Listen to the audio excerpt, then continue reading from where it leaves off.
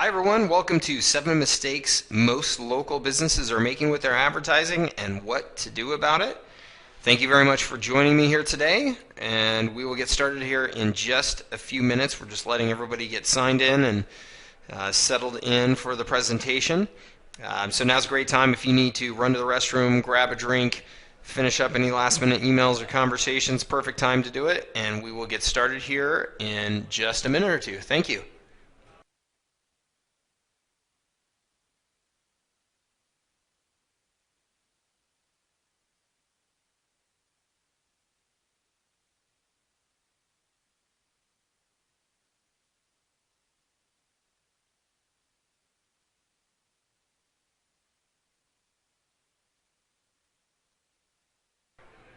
Hi, everyone. Welcome again to 7 Mistakes Most Local Businesses Are Making with Their Advertising and What to Do About It. We're going to give it just one more minute to let everybody get settled in here, and then we'll get rolling. Thank you.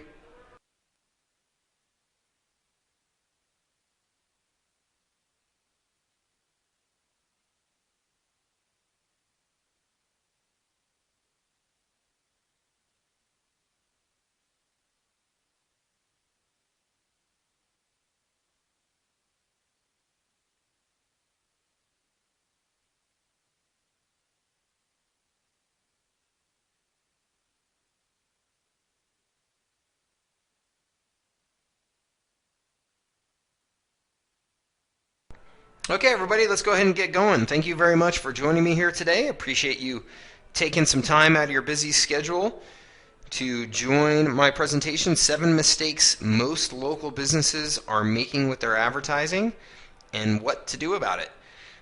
We will probably run about 45 minutes or so here, and I will take some questions at the end of the presentation. So if you have any questions, please just go ahead and type those in to the question box that you will see below this presentation, and I will get to as many as I can at the end of the presentation. If for some reason I'm not able to answer them today, I or somebody from my team will get in touch with you here in the next 24 or 48 hours and do our best to answer those questions for you. This will be recorded, so I will get a recording of the presentation out to you in probably the next 24 hours. Should be able to get it converted and sent out to you. And one other just little note, if you hover over your screen in the lower right hand corner in this area, is I believe where it shows up, you will be able to see a little box that pops up if you hover over this presentation down here in the lower right with your mouse. And if you click on that box, it should expand this presentation into full screen mode for you, and then you can just hit the escape key to go back to normal mode. But being in that full screen mode might make it a bit easier for you to view the presentation. Okay? So let's get rolling here. Thank you very much again for your time. I appreciate it. And as I said, probably got about 45 minutes, so we'll get you in and out of here pretty quickly and back to your day.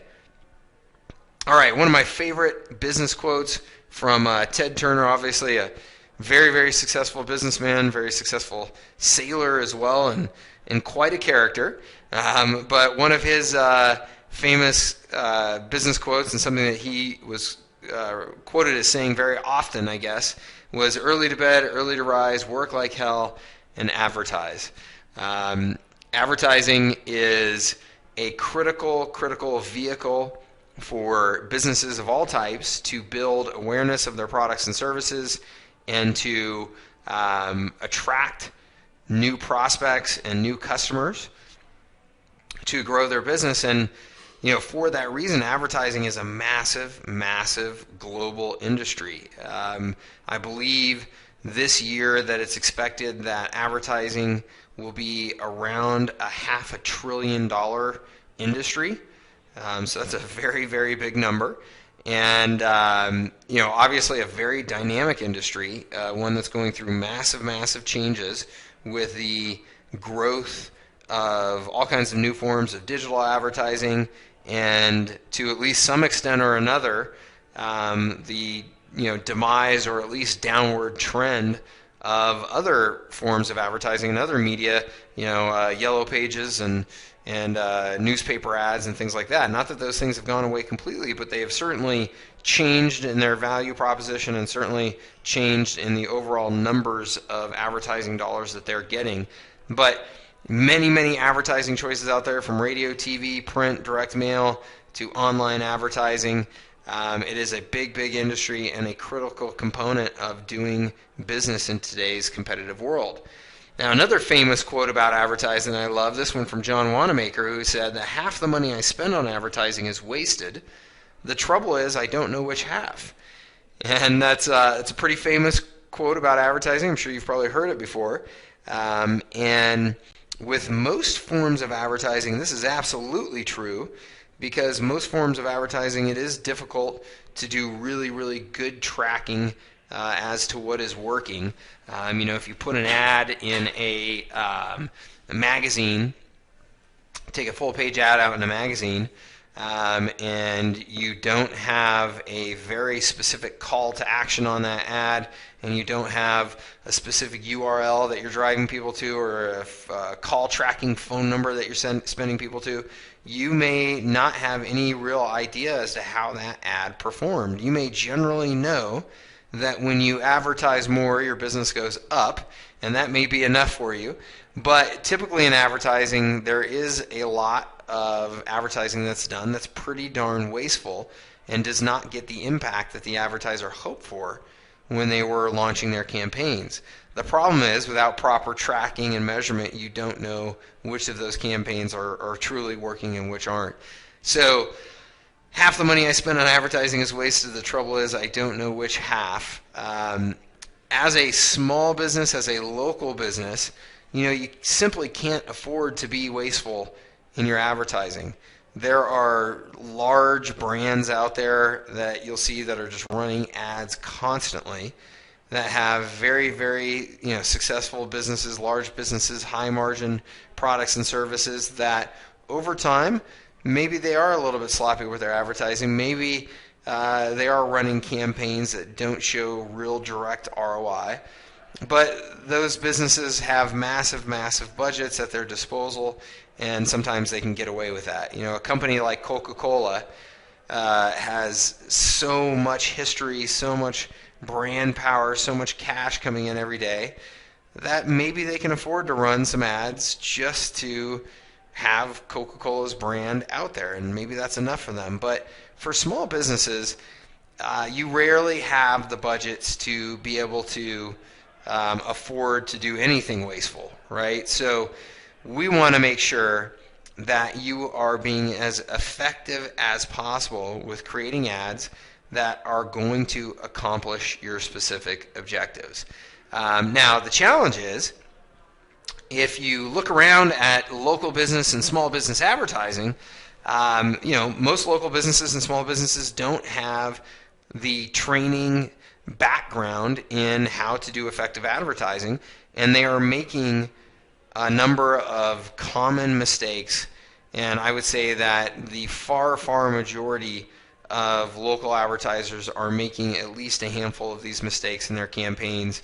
It is very, very rare that you see an advertising campaign from a local business that you can't point to at least a few different things that they should be doing differently. So what are these 7 common mistakes that I'm referring to? One is trying to advertise to everybody. And when you're advertising to everybody, your message is watered down. You need to be advertising to a specific audience. Number 2, not taking into account the true value of a customer. Okay, many small businesses and local businesses are guilty of running an ad one time, and then if they don't immediately see a positive cashback ROI on that ad within 30 days, they think, well, advertising doesn't work. Sometimes it's not as simple as that. You need to be thinking long term. Number 3, focusing on only one form of advertising. Okay, there's lots and lots of different mediums out there that you can advertise through, as we discussed before. So considering different options to ramp up your advertising and ramp up the effectiveness of that advertising. Number 4, creating weak ads. If the ad itself is not attention-getting, does not have a real reason to stop somebody in their tracks and pay attention. Number 5, not having a strong landing page. So if you're driving traffic to a website from your ad and you're not driving it to a page that is specifically designed to get the result from that campaign that you're looking for, then you're certainly leaving money on the table. 6, cutting back when times are slow. And 7, not capturing leads and following up. Okay, so those are the 7 most common mistakes. You may immediately be able to recognize that you are making a few of these. And if that's the case, we're going to go through each of them in this presentation so you have some ideas of what you can do to possibly correct that. Okay? So, mistake number 1, trying to advertise to everybody. The reality is if you're putting a message out there to everybody, then you're really advertising to nobody. Okay? We are all different people, different interests, different walks of life, and different messages speak to us differently. Okay? Some of you out there watching this presentation may be in your 60s and have concerns about retirement and are thinking about your next phase in life where you're hoping to travel the world, and that is a totally different person than the other one that could be sitting here listening to this presentation that is in their late 20s, just starting to get momentum in their career, not married yet, no kids yet, and totally different interests, totally different focus. So those two people will want to see and hear different messages out there because they have different interests and different messages are going to speak to them in a different way. So you need to keep that in mind when you're creating your ads and creating your advertising messaging, is that you aren't speaking to everybody. You need to define who it is specifically that you are creating that ad for, and that should be your absolute best prospects. You should be able to identify the people that are your best prospects and create ads specifically for them. Does that mean that you will be tuning out to some extent other audiences? Yes, absolutely. Okay? If those other audiences are important to you, then you should create ads that uniquely speak to them and run different ads for them as well. But each ad should speak to a unique best prospect. You want to do what you can to make sure that you understand that unique best prospect's needs, desires, challenges, fears, and speak directly to them in your ad messaging. So how do you get to know who your ideal prospect is? There's a lot of different ways, right? You can survey your best customers. You can do market research. Here's one of the ways that is very, very helpful to advertisers now. If you know a website in your industry that is very successful and gets a lot of traffic, and maybe that's your own website, you can analyze the people who are spending time on that website through free tools such as quantcast.com. Quantcast.com is a great market research tool that analyzes the data from millions of websites. So you can typically find, if not your own, you can typically find a leading website in your industry that is being monitored by Quantcast, that you can see who it is that's visiting that site and shopping from that site. So here's an interesting one to look at. You may have heard of the website collegehumor.com. It's a very successful site that makes funny videos and jokes and things like that, and it's a little bit it's humor that's a little bit rough around the edges, typically addressing a younger crowd. Thus the name collegehumor.com. But they've got a very, very big audience. Like I said, very successful business. If I knew that the audience that they attracted was typically the type of people that I'm trying to sell to, but I don't know the exact audience, well, I could go to collegehumor.com and I could put them into Quantcast and I could say, hey, show me the details of who collegehumor.com attracts so I can have a better understanding of who my target market is, and you might really learn some stuff. So this first one may not be a massive surprise to anyone that a collegehumor.com would be predominantly male in audience, so 153 versus 49 here. And age group, probably not a big surprise either. 18 to 24 and 25 to 34 is definitely the biggest markets. No kids, obviously. Over has kids. It's probably a pretty obvious one again. But, look down here. I thought this was pretty interesting. I don't know that I would necessarily guess that this site would skew very heavily towards an Asian audience and a Hispanic audience versus Caucasian and African American. I would have no clue to expect that necessarily when I visit collegehumor.com or think about the nature of the site. There's no reason that I would expect that it would skew this way. So as somebody selling into a similar market, I can now look at this and see, wow, my audience is, predominantly, over here on the Asian and Hispanic side. So, there may be differences in my messaging, differences in the way I'm structuring my products and services to make sure that I am appealing to that market, those markets.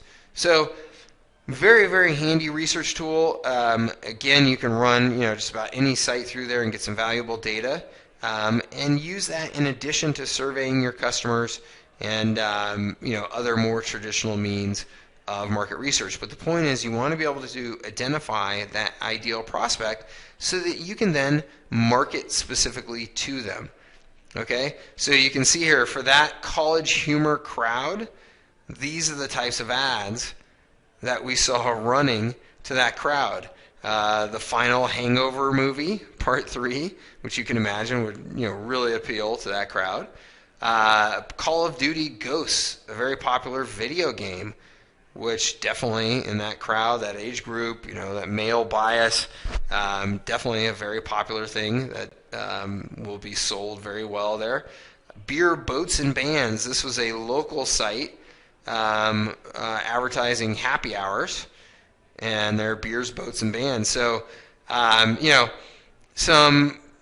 some ideas of some businesses that have done a very, very nice job of tailoring their advertising to go specifically after that collegehumor.com website. And if you were a business targeting that same audience, and you would want to consider, hey, how do I structure my ads to appeal most of that audience, and where do I want to place those ads so that I'm going to reach that audience? Okay, so once I know the demographics and psychographics and interests of my market, I can go out and find other places that have that market so I can run my ads in the most appropriate places. Okay, so you want to do market research. You want to get to know your very best prospect as intimately as possible. All right, mistake number 2, not taking into account the true value of the customer. So I mentioned this before, a lot of smaller businesses are very guilty of running an ad with very short-term thinking. They run one ad and they don't immediately see a positive return on their money, and they think, oh, well, that doesn't work, advertising there doesn't work, or advertising in general doesn't work. And what they do is they really shoot themselves in the foot because they stop investing in getting the word out about their business. And one of the major reasons for this is that small businesses tend to not take into account the lifetime value of their customer. And what I mean by the lifetime value of their customer is that, most likely, certainly if you were doing a decent job of taking care of your customers, they will come back and buy more. So if you're only looking at that first transaction in measuring your ROI, and you're not taking into account that that customer is going to come back in a month later or 2 months later or 3 months later or whatever it is and buy again, then you're not really accurately representing the ROI of that advertising. Okay, so you've got to understand, what is the lifetime value of my customer? If I'm a chiropractor and I bring somebody in for treatment, and I bring in, let's say, 10 brand new patients for treatment, it turns out that 6 out of those 10 will end up signing up for a treatment plan with me, and the average treatment plan is 6 months where I collect an average of $400 a month. Well, if I was only taking into account the first transaction, and I wasn't taking into account that 6 months of treatment plans from the 60% of customers, then I would not be accurately representing my ROI, and I would be pulling back from advertising that may be working perfectly well for me. So you want to understand that lifetime value of that customer and making sure that you're taking that into account when you're evaluating your advertising. All right, mistake number 3, focusing on only one form of advertising. So a lot of businesses will find one form of advertising that works for them, and then they will stop experimenting and they will just stick with that one form of advertising.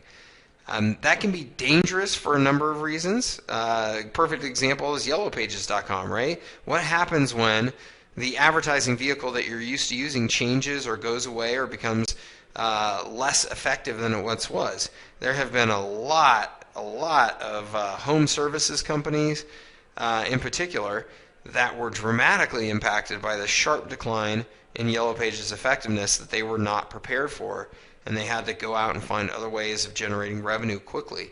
So there's vulnerability in only getting customers from one source. Okay, if that one source starts to have problems, then you're in big trouble. You want to have a diverse number of sources to drive new business to your business. It gives you stability. Okay, but also other forms of advertising may be more effective than what you're currently doing, or other forms of advertising in combination may raise the overall effectiveness of your advertising in general. Okay, you see lots and lots of businesses out there that they're advertising in print, they're advertising on the radio, they're advertising on television, they're sending you direct mail. It's because they have realized that by doing all of those things, they're getting more and more brand impressions with you, and you are spending more and more money with them. That's why they're doing all of them together. So you definitely want to look at all of your different options. I mean, you have Yellow Pages, newspapers, making outbound telephone calls. You have direct mail, television, billboards, and online advertising. Okay, there are lots of different options for you, and they all have their pros and cons. They are all effective in one way or the other, and again, used in combination, can be really, really effective at lifting overall results. So don't limit yourself to just one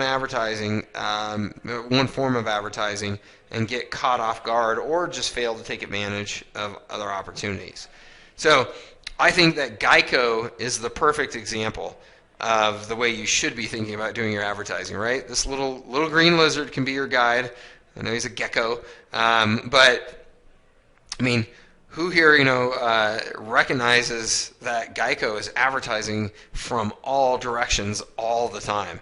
I mean, I hear Geico on the radio constantly. I get direct mail pieces at my house. I see them on TV. I see them advertised in magazines. They literally are everywhere. And it's because they know that, man, if we get that, you could save 15% in 15 minutes on your home insurance, renter's insurance, motorcycle insurance, right? If they can get that message and that little gecko into your mind over and over and over again in a variety of ways, then their market share goes up. So you should be looking to advertise everywhere you can that can have a positive impact for your business. You should use a consistent message across all of those, so that people hear and see that message over and over and over again, and it gets burned into their brains, right? That's what Geico does a fantastic job of. All right, mistake number 4, creating weak ads. Okay, creating ads that don't perform and they just waste your valuable advertising dollars. All right, there are 5 keys to a strong ad. 1 is the headline, 2 is the image, 3 is that your brand is represented, 4 that there's an offer, and 5 that there is a call to action to drive people to take advantage of that offer. All right? Let's take a look at examples of all of these. So the headline is typically the very, very first thing that gets somebody to really, truly stop and pay attention to your ad. It's either that or the image, depending on the kind of advertising that you're using. I mean, not all ads have a powerful use of images, depending on what media you're using and maybe what type of product or service you're advertising. But they should all have powerful headlines. Okay, powerful headline. Get people to stop, pay attention, want to learn more, or want to take action. And a good headline appeals to their curiosity, to their fears, or their desires. And if you can combine all three of those, then that's an even better ad. And again, as we talked about before, the messaging should be targeted directly to your prospect. Here's an ad for diamonds, the polite way to tell her to shut up. So obviously a kind of controversial, ad, obviously designed to be that way, to get a certain person's attention. Okay, this ad, I would guess, is directed at the frustrated male who has been hearing from his girlfriend for quite some time that it's time for them to get serious. And, when is that going to happen? And how does she know that, this is worth sticking with, this relationship, and yada, yada. And he's frustrated and thinking, oh gosh, I wish I could get her to shut up about this. And so they're saying this is the polite way to tell her to shut up. You may not, agree with that messaging. You may find that slightly offensive. And if you do, I would argue that's one of the reasons why this is such a compelling headline, is because they have gone directly after the person who will read that ad and go, oh, yes, right? Again, ads should be directed specifically to somebody. And when you do that, that means that you oftentimes cut out appealing to other audiences. Okay, again, there will be certain members of the population that when they see this ad, they probably find it offensive. So a good ad, though, is very targeted in that way, and a good headline is compelling like this. So next is images. Again, depending on what kind of advertising you're doing, you have the opportunity to put a big compelling image and really make the image a part of that ad, and then that will oftentimes be the first thing that really grabs somebody's attention. I think an ad like this is a great example. If I was flipping through a magazine or on a website, obviously, you see this ripped guy, the human form right there, and there's some bright colors, the red shorts, the yellow lettering, the blue button. Those are all things that will absolutely grab your attention and have you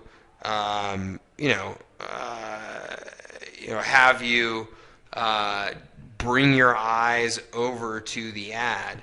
So once you're there, then it's up to the rest of the ad to keep you there. But the image did the initial work, which is to draw your eye to the ad. So you want to make sure that you have good, bold, compelling, high-quality images.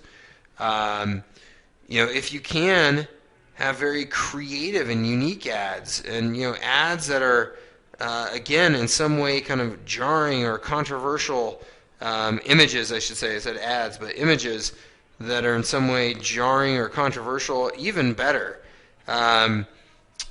Should be relevant to your brand. Obviously, you don't want to just put something out there that makes no sense whatsoever just to catch their attention.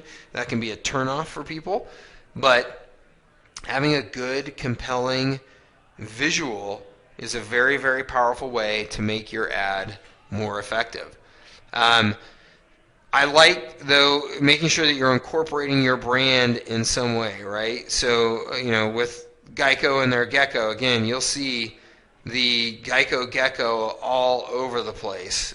They do a really good job of incorporating that visual, and that gecko helps cement their brand in your brain, right? If you ask anybody, what's the company with the gecko, they're going to be able to tell you Geico. And that's not by mistake. They've done a very, very good job of associating that gecko with their brand over and over and over again. So when you can incorporate that consistently, it makes a lot of sense to do so. Other components of good ads here, including an irresistible offer, right? So a good ad will have an offer to make somebody get up and take action. Okay, certainly a good ad for small businesses, because again, most small businesses, we can't necessarily afford to just do branding work. right? Some can, but most small businesses want their ads to have some sort of specific action that a prospect takes from seeing that ad that they can point to and go, okay, yeah, I made money because of that action and because of that ad.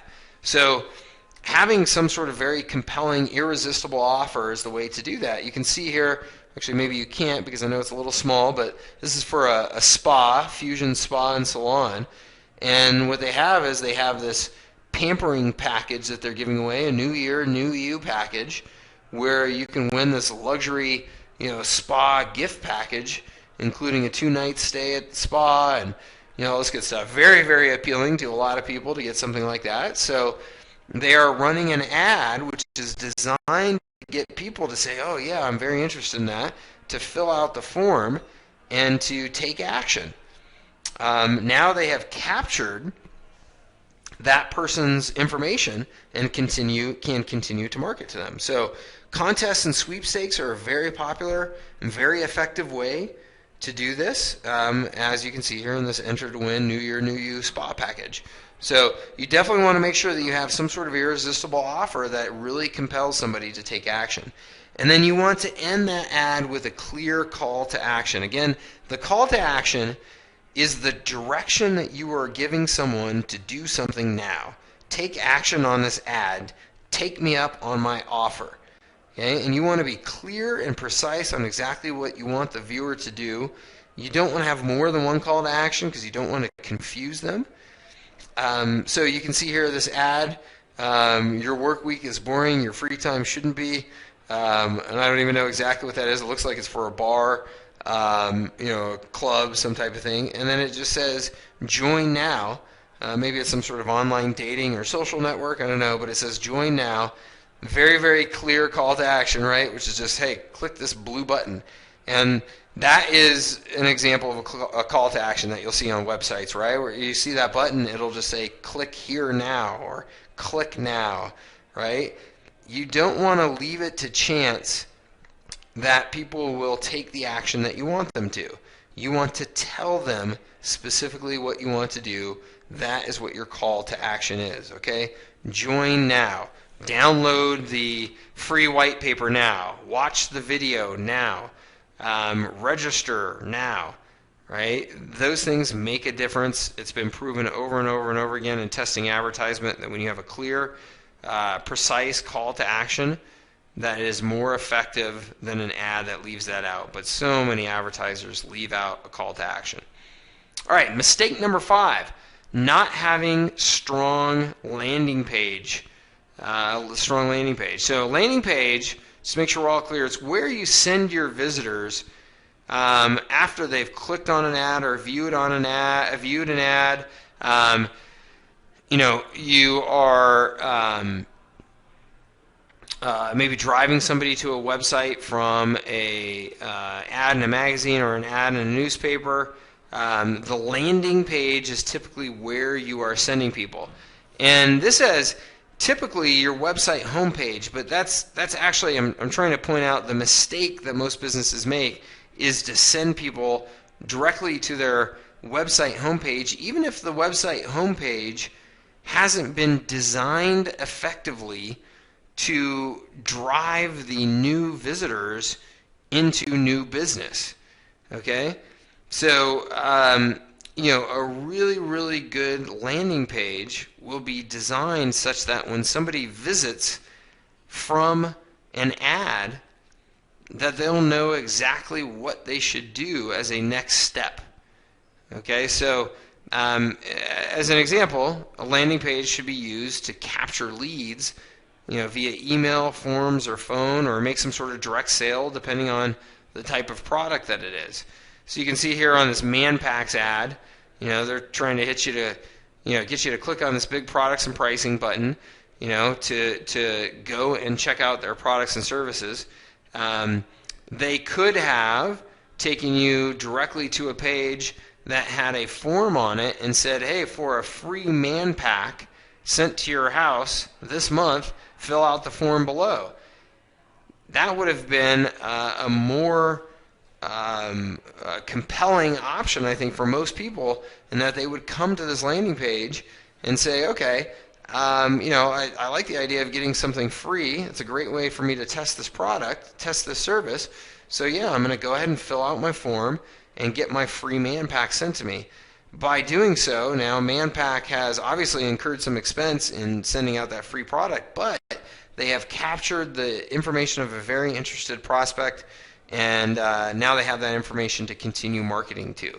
So most local businesses will just send their advertisement traffic to their homepage without thinking, hey, is that homepage really designed to capture the most value from these visitors from my ad? So you want to make sure you have a strong landing page. So here are some examples of very successful landing pages. Here is Netflix.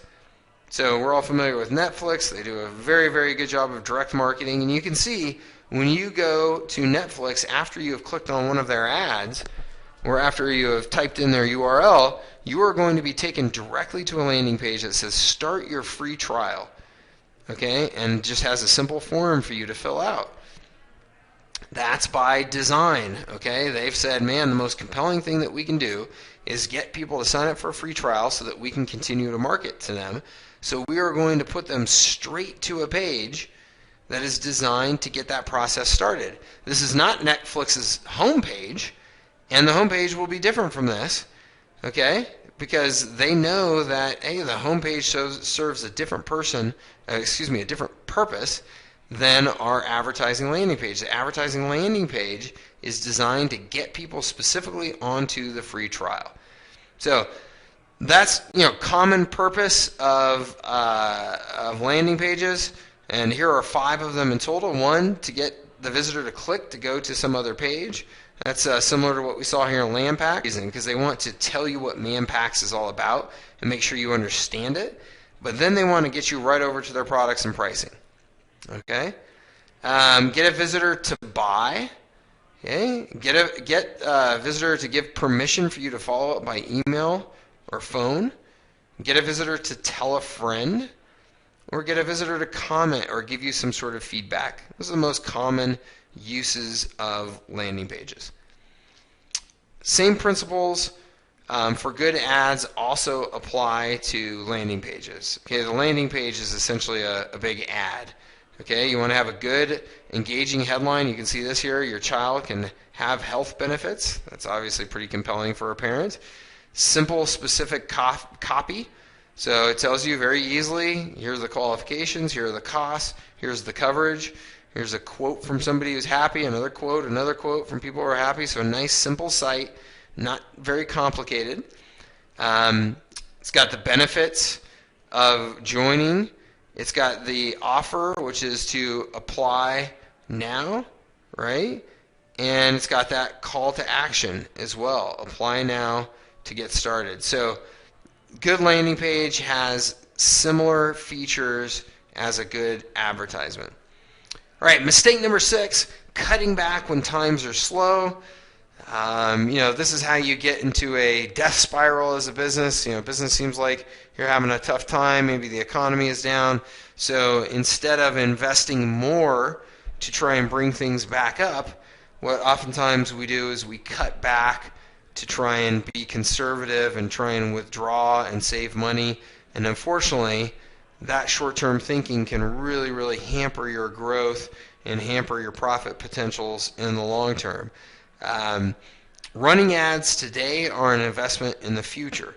So even if today is slow, you don't want to cut back your advertising today, because all you're doing is you are extending that slow period or causing you to have additional slow periods in the future. You want to continue that investment and build for the future. All right, mistake number 7, not capturing leads and following up. Building a list is extremely valuable. In fact, in most small businesses, your customer list and your prospect list are the most valuable assets that you have, right? If going back to that chiropractic example, if you're a chiropractor, just about anybody could open a chiropractic office with very little investment. I just have to rent a space, buy some chiropractic tables, maybe a computer, and get going, right? So it's not the actual assets there in the business that are valuable. What's valuable about that chiropractic office is that it builds up a list of patients over time that if a new chiropractor wanted a head start in their business, they could buy that practice and have themselves a big list of customers that are used to coming in and getting treatments that they can continue to market to. So it's usually that list of customers and prospects that is your most valuable asset. And yet most small businesses are not doing everything that they possibly can to capture the names of their prospects from their advertising efforts. So you've got to realize, hey, look, not every prospect that's going to come to your ad is going to buy today, right? A lot of people are going to see your ad and maybe not even notice it today, maybe not notice it tomorrow, but the third time something starts to register and sink in, and whatever finally triggers in their mind that it's time for them to buy, then they're going to come and actually pay attention and give you the opportunity to sell to them. So you've got to do everything you can to continue to get that opportunity to market to them over and over and over again. And that means capturing their name, capturing their contact information so that you can send them emails, you can send them direct mail, you can send them text messages to continue to follow up with them. Building an email list or a text messaging list or a direct mail list is one of the most valuable things that you can do, and you should be doing it everywhere that you possibly can. So let's talk about some best practices for building a high-quality email list, or really any kind of list. Offer a bribe, okay? Offer a bribe to get people to actually give up their information because they consider their information valuable. They don't want to, just hand over their email address or their phone number or their address and get spammed by somebody, right? So they want to have a good reason to hand that over. So you'll see a lot of businesses will offer like free ebooks or white papers or guides. That's often a really good way to get people to opt in.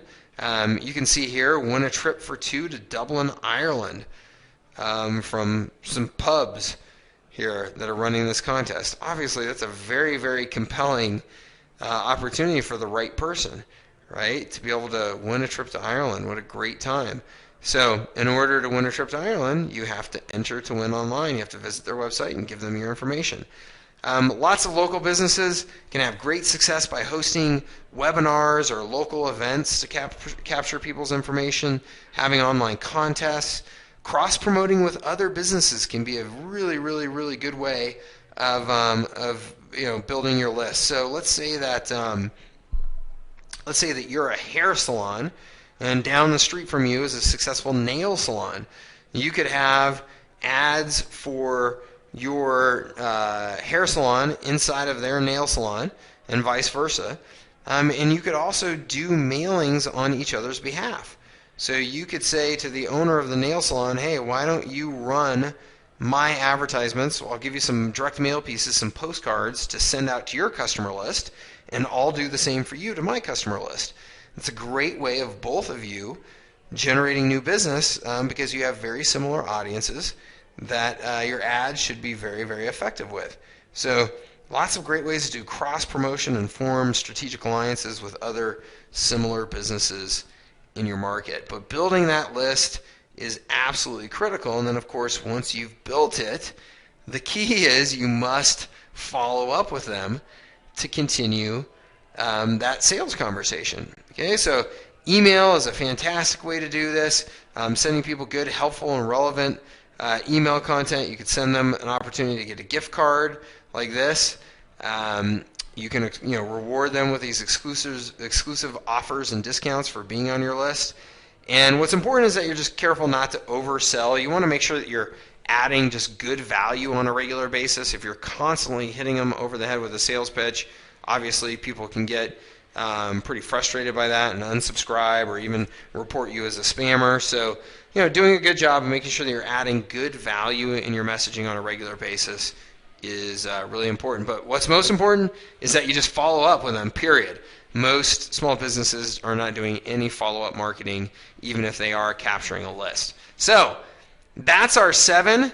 How are you doing? That's my question for you. You may recognize that this list of 7, that you've got 1, 2, 3, maybe 5, 6, or 7 areas that you could improve, and that's okay. Many businesses, most businesses, going through this list are going to find a number of things that they should improve upon. That is okay. The important thing is that you've found what you need to improve, and now you have the opportunity to do it. And I just want to throw out there as a thank you for attending that we do this for a living, and we would love to have a complimentary consultation with you if you believe that there are some things that you can improve about your advertising and you like some ideas.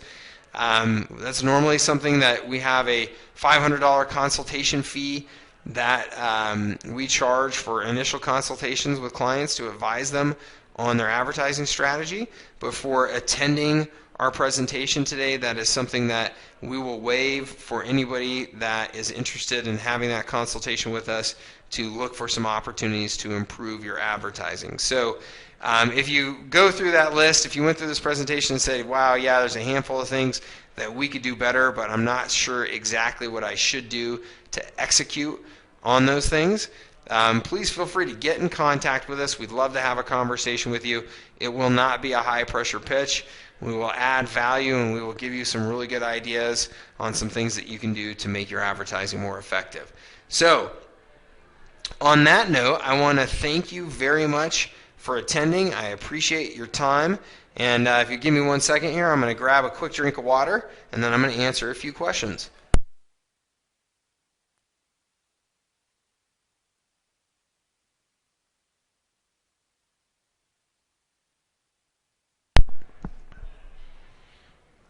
Okay, Jim asks, how should we design our ads, change the design of our ads based on the different sizes of ads that we're able to place in different media?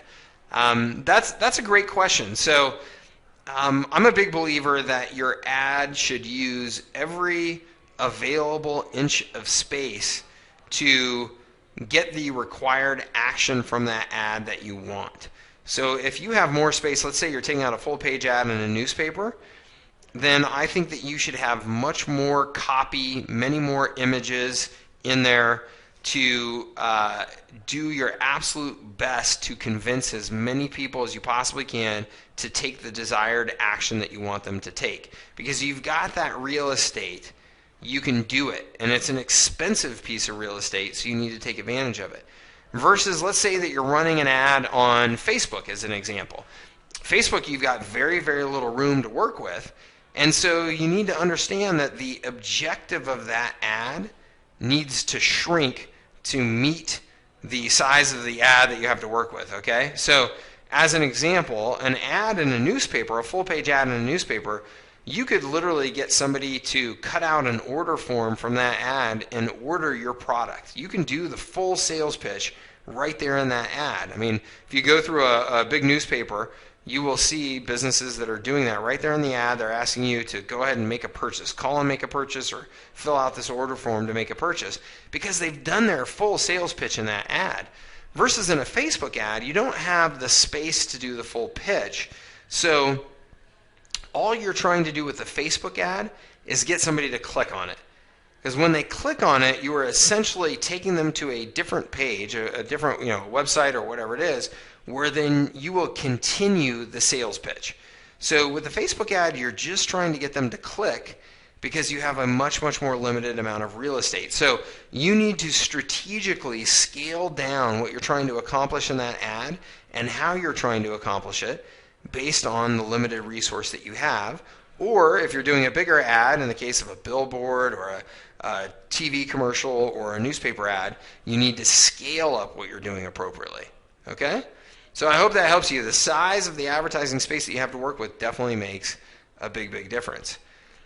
Let's see here. Somebody says, so we've been doing Google AdWords quite successfully for some time, but that's all we do. Are you saying that we should be doing other forms of advertising as well? Yeah, absolutely. Look, Google AdWords is fantastic, okay, because you are getting the percentage of people that are looking for something specifically, so they have a very, very high buyer intent, and which is why, that's such a compelling form of advertising. But the reality is that's only about 8% of people. Only about 8% of people have buyer intent at a particular moment and are therefore out, looking for your products or services. Most products and services are still sold, the far, far majority of them are still sold when you weren't expecting it, right? You see an ad, you hear a commercial, and you go, I want to check that out. You weren't sitting there thinking, I'm going to go and search for this particular product or service. That's still the far majority of sales activity. So you don't want to just limit yourself to those 8% of people that are specifically looking for a particular product or service right now. You want to keep your opportunities open for the rest of that audience. The other thing is, if you are running Google Ads successfully, I can pretty much guarantee you that by running other forms of advertising, you will see a lift in your success from your AdWords campaigns. Why is that? Well, because now more and more people are going to see these other forms of advertising and then stop and do a search for your brand, see your AdWords ad, and click on it. So, yes, you should be looking at all different forms of advertising. It's fantastic that you're doing well with Google AdWords, but you are just limiting yourself by not looking at other forms of advertising. So let's see here. Last question. Susan says, and this is related to this one, she says, so other forms of advertising that you're referring to are branding types of advertising, display advertising, question mark. Yes, and then it goes on to say, my problem with that type of advertising is I'm not sure I'm seeing a clear ROI. Okay, so that's a great question. It's an important one to answer. So display advertising, what she's referring to, is the advertising I was just talking about, the other advertising that you should be doing in addition to just Google AdWords. There's search advertising and display advertising. Display advertising is the type of advertising that you run to get the word out to people that may not be looking for your product today. Okay? So depending on the products or services that you're selling, this is the far, far majority of the marketplace. Again, this is typically in most industries around 92% of people. But that's not, those statistics vary by industry for sure. So you've got to think through your industry. So let me give you an example. If you're a locksmith, well, pretty much 100% of your energy can go into Google AdWords type of advertising, because people, no matter what, if you're running ads for a locksmith, if I haven't locked my keys inside of something right this moment, it doesn't matter how many times I see your ad, I'm not going to call just for fun, right? I mean, there's no reason I'm going to call up the locksmith unless I have locked my keys in someplace. So when I have locked my keys in someplace, I'm going to get into the search engine and search for a locksmith. So pretty much all of your volume is going to come from there. But let's say that you're a restaurant in town, or you're a retail shop in town. When I think of going out for a restaurant at night, I have so many options to choose from. If I'm in a new city, I'll stop and search for, what's the restaurant I should go out to tonight? Where's the best Chinese restaurant within 5 miles of me? That type of thing. But in my city where I live, if I am thinking about going out to a restaurant at night, it's very rare that I stop and do a Google search to find that restaurant. What happens is, throughout the week, I see some ad for a cool restaurant that's got a bunch of great reviews, and I've heard that they're having a special chef, that Saturday night, or they're having a particular party, or whatever it is, or it's 2-for-1 margaritas at my favorite Mexican restaurant that night. Those are the types of ads that drive people to decide to come to you versus the competition, even though they're not out searching necessarily. So same with a retail shop, right? You may have a retail shop where you sell specific brands of clothing. I may have no idea that that exists, and I may not sit down and search for retail stores with that particular brand of clothing in my city. But if I see those ads, if I see a well-constructed ad, then I will go and check out your store. And look, does this work? Is there ROI? Absolutely. Display advertising, the kind of advertising I'm talking about there, is by far and away the biggest form of advertising in the world. Okay, many, many, many times larger than search advertising. Because it does work, because it is effective, because you are getting your brand out there over and over and over again to people who may not expect or who may not be searching for necessarily that product at the moment, but you are planting a seed in their minds and you are driving more brand awareness and oftentimes getting immediate response as well. So yes, display advertising works. Yes, you should be doing more of it, almost every single one of you, and you should be taking advantage of opportunities to do it in different formats. I've got to tell you actually that display advertising online for local businesses has absolutely exploded. The opportunities for that have exploded just in the last year due to recent developments in technology. You can now target your display ads to very specific audiences in very specific geographic areas, just making those ads that much more powerful and that much more targeted. So amazing opportunities there, and yes, certainly something that you should be doing, and something where there is absolutely an ROI. Otherwise, it would not be by far and away the largest form of advertising out there. Okay?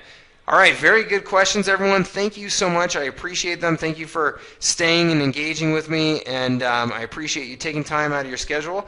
I hope that these 7 mistakes were eye-opening for you and enlightening for you in terms of areas that you can make improvements in your advertising.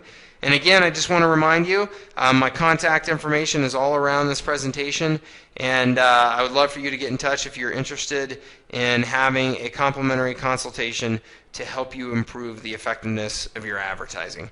All right, take care, and I look forward to talking with you all soon. Bye-bye.